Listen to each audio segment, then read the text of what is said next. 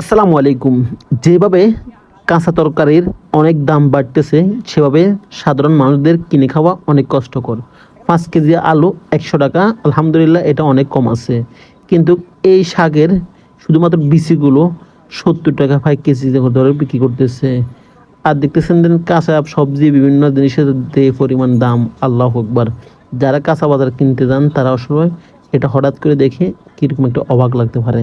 আসলে আজকে আমি লেমুয়া বাজারে গেছিলাম টুকটাক কিছু বাজার করার জন্য। তো সবসময় চিন্তা করলাম আপনাদের সঙ্গে কিছু শেয়ার করি। পেঁপেটা একটু মোটামুটি কম আছে, কেজি 70 থেকে 40 টাকা ধরে কেউ কেউ বিক্রি করতেছে। বটবড়ি 100 টাকা কেজি, ছোড়া প্রায় 40 টাকা কেজি দরে বিক্রি করতেছে। শশা 40 টাকা কেজি বিক্রি করতেছেন।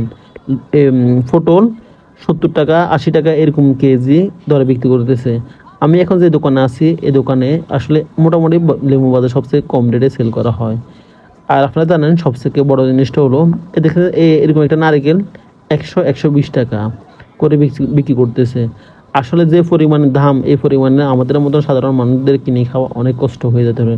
আসলে হঠাৎ করে দ্রব্যমূল্যের দাম বাড়ার উদ্দেশ্য একটাই হতে পারে, আসলে দীর্ঘদিন বৃষ্টি হওয়ার কারণে শাকসবজি অনেকগুলা ফসল করতে কৃষকদের অনেক কষ্ট হইতেছে। এই জন্য হঠাৎ করে দ্রব্যমূল্যের মান অনেক বৃদ্ধি পাইতেছে।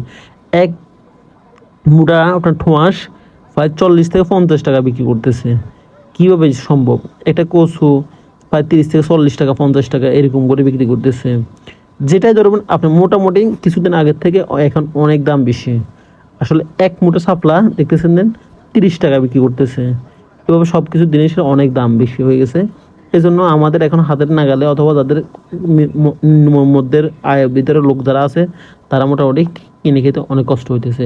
আর আমি এখন যে একটা কাপড় দোকান দেখাইছি, লেমুদের সবচেয়ে খুব সুন্দর একটা কাপড় দোকান। এই দোকান আলহামদুলিল্লাহ এই দোকান অনেক পরিমাণ কাপড় থাকে সবসময়। আর আজকের ভিডিওটা আমি এখানে শেষ করতেছি। আল্লাহ হাফেজ, আসসালামু আলাইকুম।